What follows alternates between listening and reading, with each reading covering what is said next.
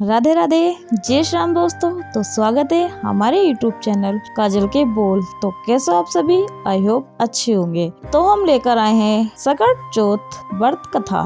गणेश जी आपकी संतान को देंगे दीर्घ होने का आशीर्वाद। तो आइए शुरू करते हैं सकट चौथ व्रत कथा। एक बार गणेश जी बाल रूप में चुटकी भर चावल और 1 चम्मच दूध लेकर पृथ्वी लोक के भ्रमण पर निकले। वो सबसे यह कहते घूम रहे थे, कोई मेरी खीर बना दे, लेकिन सबने उनकी बात पर ध्यान नहीं दिया। तभी एक गरीब बुढ़िया उनकी खीर बनाने के लिए तैयार हो गई। इस पर गणेश जी ने घर का सबसे बड़ा बर्तन चूल्हे पर चढ़ाने को कहा। बुढ़िया ने बाल लीला समझते हुए घर का सबसे बड़ा भगोना उस पर चढ़ा दिया। गणेश जी के दिए चावल और दूध भगोने में डालते ही भगोना भर गया। इस बीच गणेश जी वहाँ से चले गए और बोले, अम्मा जब खीर बन जाए तो बुला लेना। पीछे से बुढ़िया के बेटे की बहू ने 1 कटोरी खीर चुराकर खा ली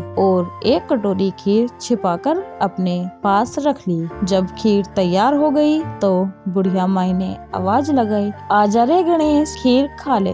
तभी गणेश जी वहाँ पहुँच गए और बोले कि मैंने तो खीर पहले ही खा ली। तब बुढ़िया ने पूछा कि कब खाई? तो वो बोले कि जब तेरी बहू ने खाई तभी मेरा पेट भर गया। बुढ़िया ने इस पर माफी मांगी। इसके बाद जब बुढ़िया ने बाकी बची खीर का क्या करें इसके बारे में पूछा तो गणेश जी ने उसे नगर में बांटने को कहा और जो बचे उसे अपने घर की जमीन में गड्ढा करके दबा दे। अगले दिन जब बुढ़िया उठी तो उसे अपनी झोपड़ी महल में बदली हुई और खीर के बर्तन सोने जवाहरातों से भरे मिले। गणेश जी की कृपा से बुढ़िया का घर धन दौलत से भर गया। हे गणेश जी, भगवान जैसे बुढ़िया को सुखी किया वैसे सबको खुश रखे। सकट चौथ व्रत कथा दूसरी। किसी नगर में एक साहूकार रहता था। एक बार उसने बर्तन बनाकर आवा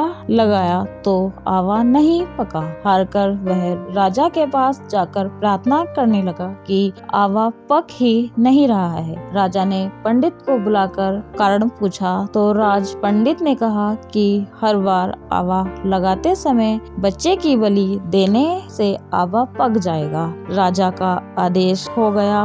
बलि आरंभ हुई। जिस परिवार की बारी होती वह परिवार अपने बच्चों में से एक बच्चा बलि के लिए भेज देता। इसी तरह कुछ दिनों बाद सकट के दिन एक बुढ़िया के लड़के की बारी आई। बुढ़िया के लिए वही जीवन का सहारा था, लेकिन राज आज्ञा के आगे किसी की नहीं चलती। दुखी बुढ़िया सोच रही थी कि मेरा तो एक ही बेटा है, वह भी सकट के दिन मुझसे जुदा हो जाएगा। बुढ़िया ने लड़के को सकट की सुपारी और दूब का पीड़ा देकर कहा, भगवान का नाम लेकर आवा में बैठ जाना, सकट माता रक्षा करेगी। बालक को आवा में बैठा दिया गया और बुढ़िया सकट माता के सामने बैठकर पूजा करने लगी। पहले तो आवा पकने में कई दिन लग जाते थे, पर इस बार सकट माता की कृपा से एक ही रात में आवा पक गया था। सवेरे कुम्हार ने देखा तो हैरान रह गया।